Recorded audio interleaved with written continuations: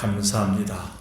이 시간에 하나님의 말씀은 마태복음 7장 15절부터 23절까지입니다. 제가 마태복음 5장부터 7장까지의 내용 속에서 말씀 산상순의 내용을 통해서 선한 영향력, 빛과 소금의 삶으로 산다는 것이 어떤 삶의 모습인가를 계속 조명해 나가고 있는데, 그 중에 약간 7장을 먼저 다루면서 예수님이 왜 이 말씀을 하셨는가, 이 21세기 이 시대에 걸맞는 하나님의 말씀을 2000년 전에 왜 주셨는가를 돌아볼 수 있도록, 오늘은 선한 영향력이라는 것은 우리가 잘 구별하여 우리가 지혜롭게 삶으로 말미암아 좋은 나무가 되고 좋은 열매를 맺을 수 있는 그런 삶이 되는 것이 무엇인가를 마태복음 7장 15절에서 23절까지 말씀을 통해서 잠깐 보도록 하겠습니다. 7장 15절을 보기 위해서는 7장 13절부터 읽어야 됩니다. 13절부터 연결되어 있습니다. 13절부터 마지막 23절까지 읽겠습니다. 이 시간에 23절까지만 보겠습니다. 좁은 문으로 들어가라. 멸망으로 인도하는 문은 크고 그 길이 넓고 그리로 들어가는 자가 많고, 인도하는 문은 좁고 길이 협착하여 찾는 자가 적음이라. 거짓 선자들을 삼가라. 양의 옷을 입고 너희에게 나오나 속에는 노략질하는 일이라. 그들의 열매로 그들을 알지니 가시나무에서 포도를 또는 엉겅퀴에서 무화과를 따겠느냐. 이와 같이 좋은 나무마다 아름다운 열매를 맺고 못된 나무가 나쁜 열매를 맺나니, 좋은 나무가 나쁜 열매를 맺을 수 없고 못된 나무가 아름다운 열매를 맺을 수 없느니라. 아름다운 열매를 맺지 아니한 나무마다 찍혀 불에 던져지느니라. 이러므로 그들의 열매로 그들을 알리라. 나더러 주여 주여 하는 자마다 천국에 들어갈 것이 아니요 다만 하늘에 계신 내 아버지 뜻대로 행하는 자라야 들어가리라. 그날에 많은 사람이 나더러 이르되 주여 주여 우리가 주의 이름으로 선지자 노릇하며 주의 이름으로 귀신을 쫓아내며 주의 이름으로 많은 권능을 행하지 아니하나이까 하니, 다같이 그때 내가 그들에게 밝히 말하되 내가 너희를 도무지 알지 못하니 불법을 행하는 자들아 내게서 떠나가라 하리라. 아멘. 참 신앙은 어려운 것 같으면서도 쉽습니다. 성경에서 비유를 얘기하고 성경에서 예수님이 얘기했던 내용은 그 당시에 3살 삼척동자부터 금방 세상을 떠나는 100세 된 어른들까지 다 들을 수 있는 말씀이었습니다. 근데 너무 그동안 학자들이, 지도자들이, 선자들이 너무 어렵게 풀이하다 보니까 이단이 많이 생긴 겁니다. 그냥 읽는 대로 보면 돼요. 오늘 성경도 그런 내용입니다. 오늘 성경은 제가 13절부터 시작한 이유가 있죠. 13절에 보니까 우리가 가야 될 길은 넓은 길입니까? 좁은 길입니까? 좁은 길. 신앙의 길은 쉬운 길이 아니에요. 늘 먹고 지내고 아무 불편함도 없고 아무런 기도 제목도 없고 아무런 고통도 없고 아무런 아픔도 없는 길이면 신앙생활이겠습니까? 근데 우리 신앙생활은 고통이 있고 갈등이 있고 오해가 있고 괴로움이 있고 부족함이 있고 늘 마음에 억장이 무너질 때고 어느 때는 속이 상해서 못 살겠고, 그런 좁은 길을 가는 게 신앙의 길이라 했어요. 그런데 그 신앙생활에서 우리가 좁은 길로 간다는 것은 그만큼 우리들에게는 뭐예요? 선한 목자가 인도하는 길이 아닌 누가 많이 우리를 기다리는 길이라는, 거짓 선지자들이 미혹의 영으로 기다리는 길이다. 그러니까 우리의 삶에 있어서 뭐냐면 신앙생활을 편하게 하고 싶으면 이단도 안 만나요. 그리고 그냥 우리가 교회도 적당히 나오면 미혹도 안 받아요. 고통도 없어요. 기도 제목도 없어요. 근데 제대로 믿으려는 순간부터 미혹을 받습니다. 유혹을 받습니다. 우리 가운데 늘 시험에 빠질 수가 있어요. 근데 주님은 그것을 회피하지 말고 거기서 좋은 나무, 좋은 열매를 맺을 것을 우리에게 요구하고 있습니다. 그 당시에 가시나무에 가면 거기에 이렇게 가시나무에 맺혀있는 까만 그 동그란 게 있었는데 열매가 아니라 그게 뭐냐면 가시가 돋아서 말라진 것들이었는데 잘못 먹으려고 만지다가 많은 사람들이 사고를 당했죠. 엉겅퀴 나무에 나와있는 풀이 잎사분자를 만지다 보니까 거기에서 많은 사람들이 피해를 입게 됐죠. 그런 걸 염두에 두면서 너희는 좋은 나무에서 좋은 열매를 맺듯이 나쁜 나무에서는 나쁜 열매를 맺는다는 사실을 분명히 열매를 통해서 알 것이다 라고 강조한 내용. 우리가 문을 열고 밖으로 나가면 그때부터 우리는 거짓 선지자들, 거짓 영들, 가짜 뉴스들이 기다리는 세상을 살게 될 것이라는 것을 이미 경고해 주고 있습니다. 그러면서 가장 첫 번째 대지는 뭐냐면 거짓 선지자들을 삼가는 것이 좋은 나무, 좋은 열매가 되는 길임을 가르쳐 주고 있습니다. 자, 한번 성경을 볼까요? 15절에 보니까 거짓 선지자들을 삼가라. 양의 옷을 입고 너희에게 나오나 속에는 노략질하는 일이라. 요한일서 4장 1절에서 요한은 이렇게 경고합니다. 영을 분별하라. 너희가 따르는 모든, 믿는 모든 것이 다 진리의 영이 아니라 미혹의 영이 많다. 그러니까 10중 8구가 미혹의 영이 될 수 있다는 걸 경고한 게 뭐냐면 요한이에요. 그러니까 우리는 진리가 더 많을 줄 아는데 미혹의 영이 더 많다는 것을 요한은 우리에게 경고해 주고 있어요. 그러면서 가짜가 판치는 세상이 올 것이다 라고 예언했는데 2000년 전보다 지금이 더 가짜가 더 많이 판치고 있는 것이죠. 그래서 사람들이 이것 때문에 진리까지 팽개쳐버리고 진리까지 부패되는 것을 보게 됩니다. 차라리 이럴 바에는 믿지 않겠다는 생각들로 교회를 나오지 않습니다. 요즘 나온 뉴스들 보십시오. 교회에 나타나는 부패된 모습, 잘못된 어떤 소식과 뉴스만 나와도 교회를 안 나가겠다는 생각들 같습니다. 요즘 세대는. 그러니까 진리가 뭔지를 알면서도 그들은 뭐냐면 진리를 접근하지 않고 나타나는 현상, 가짜 옷을, 양의 옷을 입고 있는 가짜 선지자들만 보고 우리는 뭐냐면 예수를 안 믿겠다, 교회를 다니지 않겠다는 생각을 갖고 전도가 되지 않는 세상에 삽니다. 파스칼이 이렇게 얘기했습니다. 왜 이렇게 가짜가 많은가? 파스칼은 이렇게 얘기했어요. 파스칼은 진짜가 있기 때문이다. 여러분, 가짜가 많은 이유는 뭐예요? 뭐가 있기 때문에? 진짜예요. 여러분, 짝퉁이 많은 이유가 뭡니까? 진품을 흉내내기 때문인 거예요. 그래서 우리는 진품을 만져보지도 않고 진품을 경험해보지도 않고 가짜기 때문에 안 믿겠다 이런 생각을 하는 세상을 살고 있는 거예요. 미국의 FBI에서 진폐 감별하는 그리고 위폐 감별하는 훈련이 있습니다. 그 직접 거기에서 사람이 한국에 와서 이제 한국의 방송에 출연했었죠. 근데 위폐를 검사하는 훈련을 어떻게 받느냐면 한 달 내내 진짜 달러, 진짜 진폐를 계속 만집니다. 그러니까 맨 처음에 불평했대요. 왜 쓸데없는 이렇게 진폐를 계속 만지게 하는가? 내가 돈을 모르는가? 그런 다음에 한 달쯤 지났는데 딱 손에 잡혔는데 가짜 같더라는 거예요. 딱 100% 발견했다는 거예요. 한 달 동안 진폐만 만지다 보니까 가짜를 분별하게 됐다는 거예요.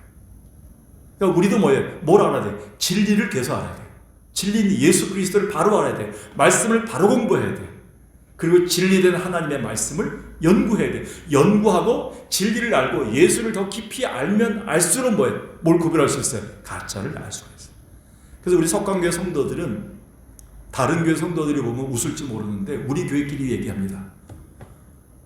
어디 가서 잘못된 집회나 기도 같은 데 가서 잘못된 부흥회 같은 데서 어떤 얘기 들으면 이게 아닌데라는 생각이 들 수가 있어요. 우린 그 구별해내더라고요. 진리를 계속 듣기 때문에 그래요. 근데 비슷한 얘기, 짜가를 듣는 사람들은 진폐인지 위폐인지를 구별하지 못해. 그런 성도들. 자꾸 유혹에 빠지게. 그런 사람들한테 문을 두드리고 들어가서 역에서나 이런 광장에서 만나서 아유 얼굴에 복이 있어 보입니다. 얼굴이 훤해 보입니다. 조상의 묘를 다시 쓰면 어떻겠습니까? 한 말 한마디에 다 넘어가는 거예요. 그러니까 우리가요 하나님 앞에서 진리를 계속 사수하고 진리의 말씀을 계속 가지고 있을 때만이 가능한 것인데 거짓 선지자들을 삼갈 수 있는 훈련이 되는 것을 얘기하고 있습니다. 여러분, 선지자가 누굽니까? 선지자. 왜 거짓 선지자 나왔습니까? 선지자가 앞일을 예언해주고 점쳐주고 네가 미래에 뭐가 되고 사모가 될 것이고 네가 앞으로 목사가 될 것이고 20년 후에 네가 어떤 삶이 될 것이고 이렇게 앞일을 예언해주고 앞일을 갖다 기도만 듣고도 막 얘기해주고 기도만 딱 듣고도 너는 앞으로 뭐가 될 것이다 이렇게 하는 사람들은 다 가짜라는 거예요. 성경에 나와 있는 선지자, 프로핏, 예언자, 성경에 나와 있는 선지자, 예언자는 10%만 미래를 얘기해요. 나머지 90%는 뭘 얘기합니까? 현재 저들의 잘못을 지적하고 하나님의 메시지를 받아서 저들이 회개에 이르게 하고 저들이 돌아와서 하나님 앞에 어떻게 살아야 될 것인가를 그 앞일을 저들에게 예표해 주는 역할을 한 것이 선지자 합력이에요. 그러니까 현재에 충실해요. 선지자들은 저들의 과거의 죄를 회개케 하고. 그런데 뭐예요? 이 잘못된 점괘를 하는 사람들, 점치는 무당들은 뭐예요? 미래를 얘기해 줘요. 성경도 그걸 얘기하지 않고 있습니다. 우리는 스스로 깨닫고 있어요. 우리가 볼 수 있는 건 한치의 앞만 볼 수 있어요. 근데 날마다 우리에게 뭐가 있다고? 주의 말씀은 내 앞에 뭐예요? 등이요. 내 앞에 길이가 된다 했어요. 길이 된다 했어요. 그 말씀을 갖고 날마다 매주 예배를 참석하지 않으면 그 길을 알 수가 없어요. 내가 오늘도 아침에 기도하고 말씀 보지 않으면 그 길을 알 수 없게끔 만들었어요. 우리가 한치의 앞만 보고 나가게 돼 있어요. 어떤 사람이 예배를 몇 주 안 나와도 아무 문제가 생기지 않고 자녀들도 잘 되고 나한테 질병도 안 생기니까 그게 뭐야? 숙달이 돼갖고 예배 안 나온 사람이 너무 많아요. 이 큰일 납니다. 이건 진짜. 지금 우리가 진패를 만지고 있어야지만 나중에 위패를 구별할 수 있는데 위패를 잘못된 신앙생활을 하다 보니까 나중에 뭐예요? 우리가 진리가 와도 그 주님을 발견하지 못하는 거예요. 주님의 역사를 발견하지 못하는 거예요. 이 큰 문제입니다. 이게 지금 폭풍 전야입니다. 한국교회가 지금 코로나 팬데믹 이후에 예배 안 나와도 된다는 생각하고 있어요. 기도 안 해도 된다는 생각하고 있어요. 말씀 안 보고도 된다는 생각하고 있어요. 아주 위험한 생각이에요. 그러니까 지금 가짜가 판치는 세상이 된 겁니다. 주님은 우리에게 참 선지자로 이 땅에 오셔서 이미 우리에게 보여주셨어요. 너희가 가야 될 길이 무엇인가? 그건 현실에 대한 빛과 소금의 역할이고 진리를 분별해서 매일마다 주님의 뜻을 따라 나가는 것임을 보여주신 거예요. 그래서 거짓 선자의 특징, 두 번째 대지로 거짓 선자의 특징을 얘기합니다. 15절 다시 보겠습니다. 무슨 옷을 입고 다닙니까? 늑대가, 여우가 뭘 입고 다니는 거예요? 양의 옷을. 양의 옷은 겉에 있으니까 안에 입습니까? 겉에. 자, 진리가 아닐수록 안이 화려할까요? 겉이 화려할까요? 내용이 화려할까요? 형식이 화려할까요? 형식. 여러분 유럽의 성당 가보십시오. 대성당. 대성당의 시대 때 얼마나 부패했습니까? 벽돌 하나, 모자이크 하나. 우리 교회 저거 누가 와서 보고 아유 꺼무직직한 거죠. 근데 난 저기 주님이 계신 것 같더라고요. 근데 저기에 뭐 모자이크를 하고 500만 원 들여서 여기다 뭘 화려하게 뭘 하면 된다 그랬는데 요즘 교회가 그런 유혹을 받아갖고 목사님들이 외국에 갔다 여행 갔다 와서 그냥 화려하게 교회를 짓습니다. 그리고 천주교에서 있는 모양의 그 꽃 모양 같은 걸 중간에다 만들고 막 그럽니다. 전혀 근거도 없는 것들이. 개혁주의 교회 강단은 십자가도 없어요. 개혁주의 강단은 조그만 강단밖에 없어요. 뭐만 강조하는 거예요? 말씀만 강조하게 돼 있어요. 말씀만 듣게 돼 있어요. 개혁주의 강단. 그런데 가짜일수록 화려해져, 웅장해져요. 엄청난 음악과 조명과 화려한 어떤 제스처와 수많은 행사들로 인해서 정말 삐까번쩍합니다. 근데 거기에 사람들이 감상주의에 빠집니다. 아, 이 정도. 들어가자마자 눈물이 난대요. 대성당에 들어가자마자 그 빛에 압도된대. 빛이 들어오면서 저렇게 비치면서 모습들 비둘기가 막 날아가는 것 같대요. 여러분, 예수 그리스도가 마음속에 새겨지는 것이 예배예요. 그게 기독교예요. 양의 옷을 입는다는 거예요. 화려하다는 거예요. 형식만 추구한다는 거예요. 그 특징이. 그럴듯한 논리로 사람들에게 현혹하게 하는 양의 옷을 입는다는 겁니다. 양의 옷을 입었으니 누가 분별하겠습니까? 거짓 선자. 두 번째 뭐냐면 21절입니다. 21절 나더러 뭐 한다고요? 주여 주여 더블 컴팩션. 그것도 한 번 주여 안 해요. 요즘은 어디 가보면 주여 십창을 해주셔. 주여, 주여. 그래서 막 손가락 하나 세우고 주여, 주여, 주여, 주여, 주여. 한 번 불러서 안 되는 거예요. 주여, 주여를 많이 부르면 그게 되는 것처럼 많이 노래하게 만들고, 많이 기도하게 만들고, 많이 뭔가 반복하게 만들고, 주시옵소서, 주시옵소서, 주시옵소서 하게 만들고, 이렇게 자꾸 우리 가운데 잘못된 신앙 고백을 하게 만들어서 결국 뭐냐면 구호, 표를 만드는 거예요. 그래서 기도 같은 데 보면 성령으로 뜨겁게, 은사로 새롭게, 뭐 기적으로 우리 화려하게 머리 막 써붙이고 막 그래요. 대한민국을 뭐 그리스도의 나라로 뭐. 여러분 그렇게 너무 화려하게 하지 않아도 돼요. 구호 붙이고 여기다 갖다가 써 붙이고 막 그냥 갖다가 화려하게 붙이고 하지 않아도요. 예수 그리스도가 흐르면 돼요. 마음속에. 둘 중에 하나 선택해 주면요. 아름다운 고백인가.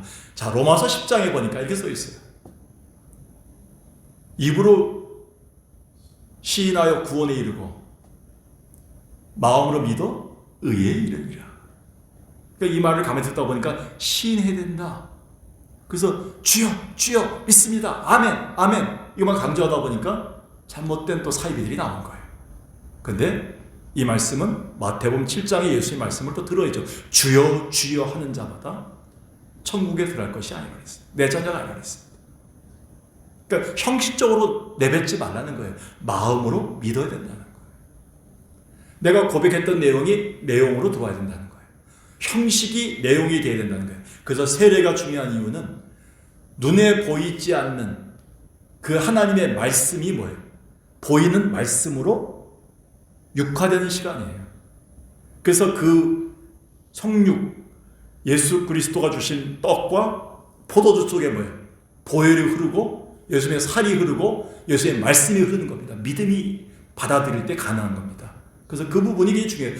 내용이 없는 형식은 다 가짜예요. 그래서 우리는 이 부분, 화려한 신앙 고백을 거짓 선자들을 하게 합니다. 그들의 기도 속에는 참된 고백이 없어요. 하나님과의 관계가 없습니다. 자, 주여 주여 하면서도 누구와 관계 없다고요? 예수님과 관계 없어요. 하나님을 만난 적이 없어요. 예배 끝나고도 뭐예요? 이 안에 예수님이 자리 잡지 않아요. 성령이 역사하지 않아요. 그냥 겉으로만 주여 주여 하는 거예요. 그들의 찬양 속에는 가사 놀이가 많은 감상주예요. 그래서 제가 찬송가 가사 만들 때 복음성가 가사 중에 당신은 사랑받기, 이 당신이란 말 쓸 때마다 미안해 죽겠어 하는 거예요. 이 말을 함부로 쓰면 안 되거든요. die란 말로. 그래서 영국의 구어체 영어로는 die라고 썼죠. die, 6월. 그래서 이제 뭐냐면 굉장히 주의해야 됩니다. 이 말은. 당신은 뭐 멋있죠? 당신은 나의 아버지십니다. 감상주의에 빠지지 마세요. 그냥 아버지 나한테 와주세요. 아버지. 그리고 22절에 보니까 주여 주여뿐만 아니라 뭐예요? 저들도 뭐예요? 선지자 노릇, 예수의 이름으로 선지자 노릇하며 주의 이름으로 뭘 쫓아내요? 귀신을 쫓아내며 주의 이름으로 뭐예요? 많은 권능을 행해요. 기적을 행합니다. 자, 주로 이단들이, 거짓 선자들이 많이 행하는 게 뭡니까? 이적이에요. 표적이에요. 그래서 갑자기 병 고치게 만들고, 갑자기 뭐가 떨어지게 만들고, 갑자기 뭐가 돈이 생기게 만들고, 갑자기 감기 뚫어지고. 어제도 내가 유튜브 하나를 이제 일부러 누구한테 받았던 걸 목사님들 통해서, 모임을 통해서 딱 받았는데 보니까 충남 당진 땅에서 뭐 같이 어느 목사님이 기도하는데 갑자기 어떤 사람이 앉은 애가 벌떡 일어났어요. 그래서 사람들이 뭐 갑자기 200명씩 모이고 개척교회가 막 그랬는데 6개월 만에 그의 처남이에요. 처남이 가짜 흉내내다가 잡힌 거예요. 오죽했으면 그렇게 되겠어요. 그러니까 우리가 지금 요한복음 2장을 보세요. 예수님이 물로 포도주가 될 때 그 표적을 행한다 그랬어요. 그 이적을. 표적이 뭐예요? 사인이야, 사인. 예수님이 앞으로 이 땅에 행해야 될 일들, 생명운동을 주기 위한 표적이 된다 그랬어요. 그러니까 이적은 뭐예요? 사인이야, 사인. 하나님이 함께 하심, 하나님이 역사하심, 하나님이 우리와 함께 일하고 계심을 보여주는 사건이 바로 표적이지, 내가 병 낫고 교회 안 나오고 부자 되고 하나님 안 믿고 그게 그런 이적 주신 일이 없다는 거예요. 근데 이단들은 하나님과 관계없어요. 교회와 관계없어요. 헌신하고 관계없어요. 그저 내 병 고치고 우리 자녀 잘 되고 내가 뭔가 잘 되면 그걸로 끝나는 거예요. 이단들이 하는 일은 뭐냐면 표적을 행하게 합니다. 이적을 자꾸 행합니다. 악령과 사탄도 잘못된 영으로 외형적인 현상을 분명히 할 수가 있습니다. 사탄도 할 수 있는 일이에요. 사탄은 예수 그리스도의 이름으로 용서를 주는 사하심의 은혜만 없고 사탄 다 할 수 있어요. 귀신 쫓아내고 선자 노릇하고 방언하게 만들고 다 만듭니다. 사탄이. 우리는 조심해야 됩니다. 무당도 할 수 있어요. 한국 성도들은 현상을 좋아해요. 체험을 좋아해요. 한국 성도들은. 근데 서양의 성도들일수록 사실을 좋아해요. 그러니까 한국 동양사회 속에 유대와 동양사회, 이 동양 오리엔탈 속에는 뭐냐면 표적이 굉장히 많이. 그래서 유대인들도 뭘 원해요? 표적을 원해요. 유대인들도. 표적을 보지 많이 모이는 거예요. 그게 오늘 사탄이 노리는 거예요.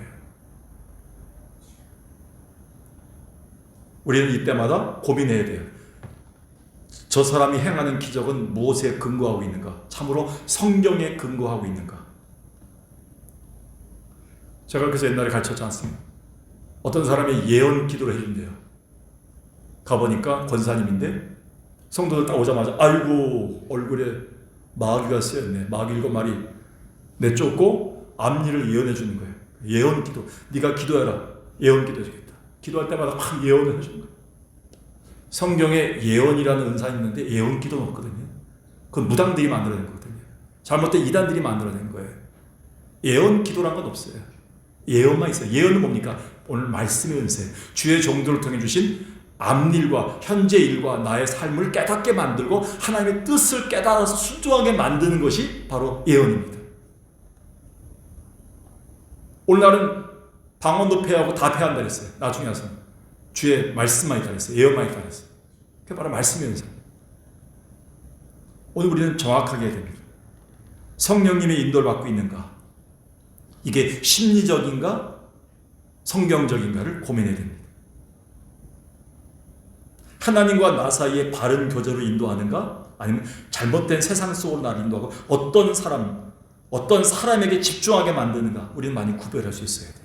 분명한 검증, 교회 질서를 이루는 것인가? 아무리 권사님이 장로님이 은사를 받고 방언 기도를 받고 막 이 사람들이 속을 꿰뚫을 수 있는 투시의 은사가 있다 뭐 이렇게 한다 할지라도 하나님의 교회 기름 부음 받은 종인 당회장의 허락을 받지 않고 질서가 없으면 목사님이 하지 않으면 장로님이 하지 않으면 금지해야 됩니다. 교회의 질서가 중요해요. 성경은 질서를 어긋나게 만들면서 은사를 주신 일이 없습니다. 고린도전서 12장과 13장에 나온 내용이죠.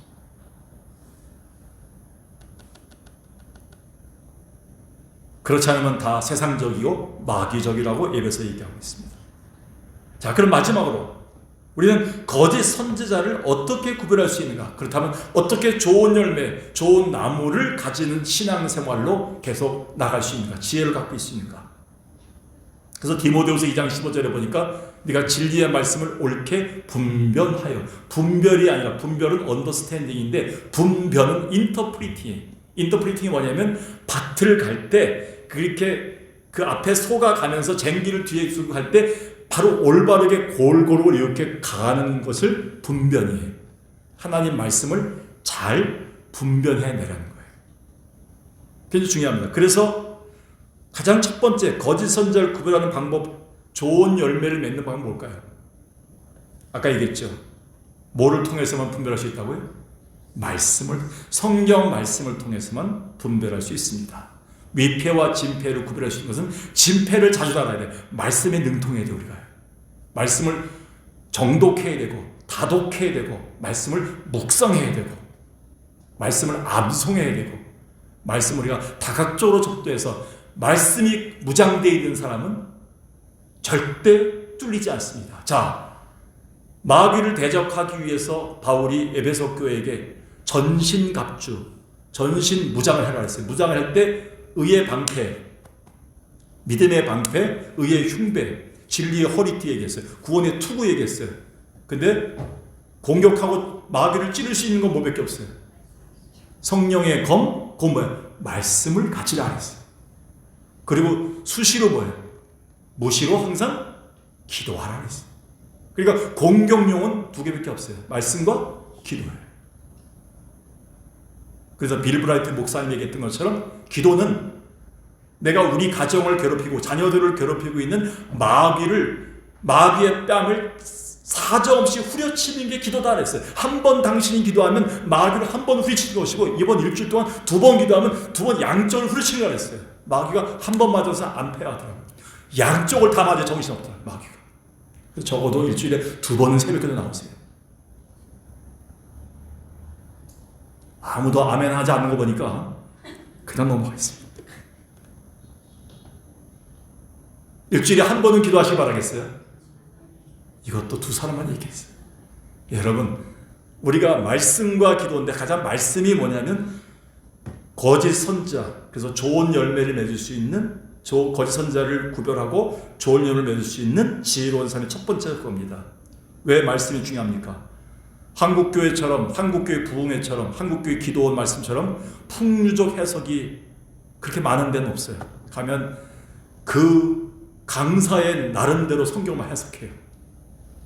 뭐 예수님을 3번 부인했다, 3번 뭐 거기에 의미를 부여하고, 40이라면 40일 동안 하고. 그러니까 어떤 목사님이 뭐 성경에 나온 3,000명 나오니까 뭐 3,000만 원을 어제 해결받았다, 뭐 그걸 해석하고 막 그렇게 뜯어다 붙이는 게 성경이 아니에요. 그걸 아멘 아멘 하고 앉아서 수천 명이 수만 명이 모여들고 그러는 거예요. 비슷하니까 정신 차려야 됩니다. 수만 명이 모인다고 교회가 아침에 200명 300명이 늘어났다고 해서 부흥하는 게 아니라는 거예요. 주님은 몇 사람이 진리에 서 있는가 한번 보세요. 좋은 나무만 고르시는 거예요. 여러분, 자 보세요. 저희 아버님이 옛날에 산판하셨습니다. 임업하셨습니다. 늘 이게 재무시, 옛날에 재무시를 했죠. GMC 그거를 타고 하셔서 산에다 대시고, 홍천 기린면에다가 소석에다 대시고, 나무를 갖다가 좋은 나무들을 골라서 갖다 줘야 되는데 수천 그루의 나무가 있대요. 그 중에 30그루만 배우세요. 여러분, 하나님이 쓰시는 나무는요, 많은 나무를 쓰시지 않으세요. 좋은 나무, 좋은 열매만 쓰시는 거예요. 그런 사람들을 구별해내는 게 의인된 삶이라고 얘기했어요, 성경은.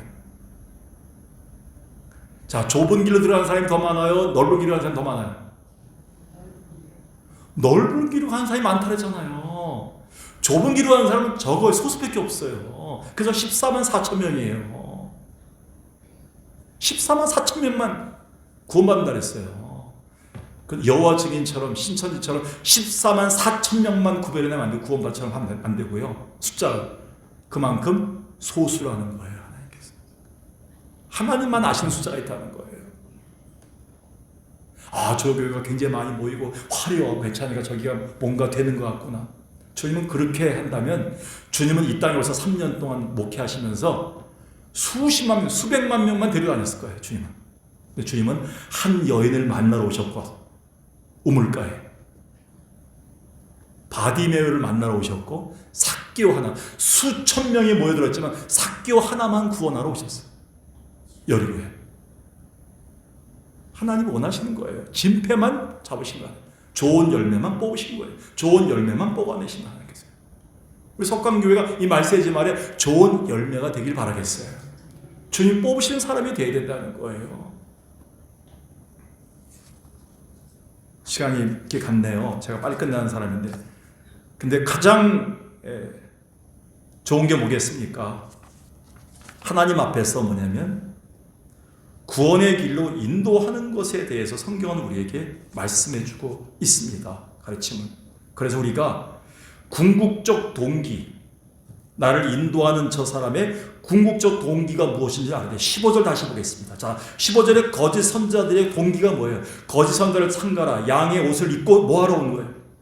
우리한테 막 다가와요. 다가오는 걸 너무나 잘해요. 찾아오고 뭐 화려하게 하고, 잘 오셨습니다, 할렐루야, 성도님, 자매님 막 찾아와요.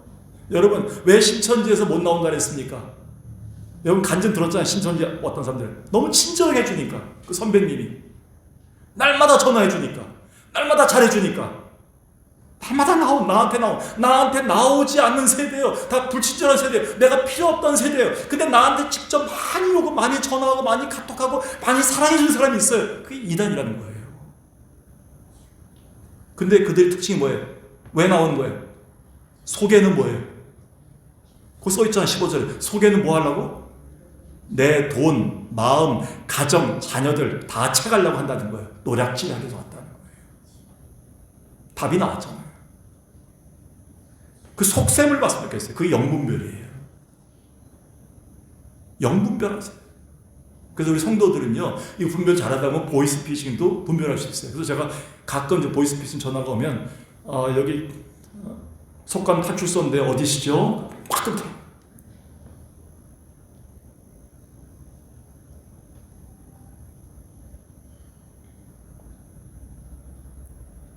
여러분, 결정적인 게 뭡니까? 16절, 20절에 뭐겠습니까? 주님이 얘기했던 건 뭐예요? 16절에서 20절까지 그들의 뭐로? 열매가 있는가를, 가정의 열매가 있는가? 저들의 삶의 열매가 있는가? 그래서 목회자들도요, 설교만 화려하게 하면 안 됩니다. 나도 이것이 늘 고민입니다. 내가 오늘 설교하는 것만큼 살지 못하면 나는 거짓말 자꾸 하게 되는 거야. 용서해야 되고 사랑해야 되고 좋은 표정 줘야 되고 여러분들에게 자꾸 용납해야 되고 끝까지 참아줘야 되고 이걸 해야 되는데 그렇지 않으면 설교한다는 것은 거짓말이에요. 저도 이단이 될 수가 있어요. 열매가 없으면요. 목회자의 열매가 없으면 이단이 될 수가 있죠. 거짓 선자의 특징은 열매가 없는 거예요. 그의 열매가 잘못된 열매를 맺고 있는 거예요. 평판이 안 좋은 거예요. 주변에서. 그게 이단이라는 거예요.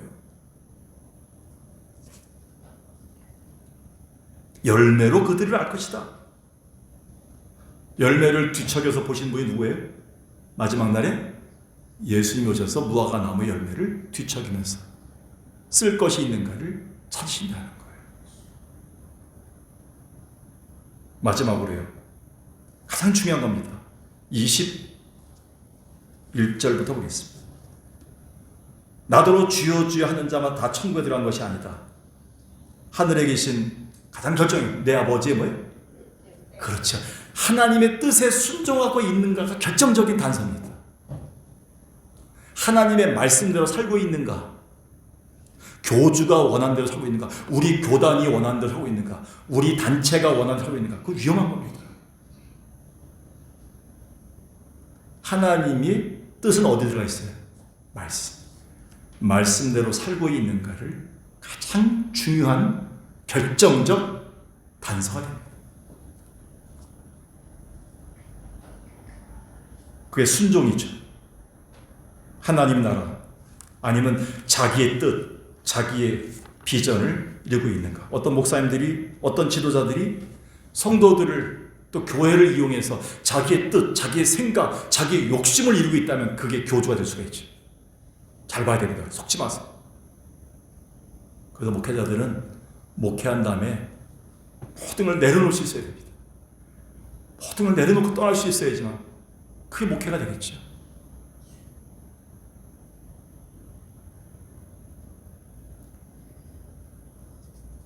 하나님 앞에서 우리가 분명한 하나님의 뜻을 헤아릴 수 있는, 그래서 하나님의 진리의 말씀에 열매를 맺을 수 있는 여러분들의 삶에, 결국 궁극적으로 삶에 하나님의 뜻대로 살고 있는가를 보여줄 수 있는, 그래서 주님 보시기에 좋은 열매를 거둘 수 있는, 그리고 좋은 나무라고 쓸 때가 있는 제목이 되길 주의 이름으로 간절히 축원합니다.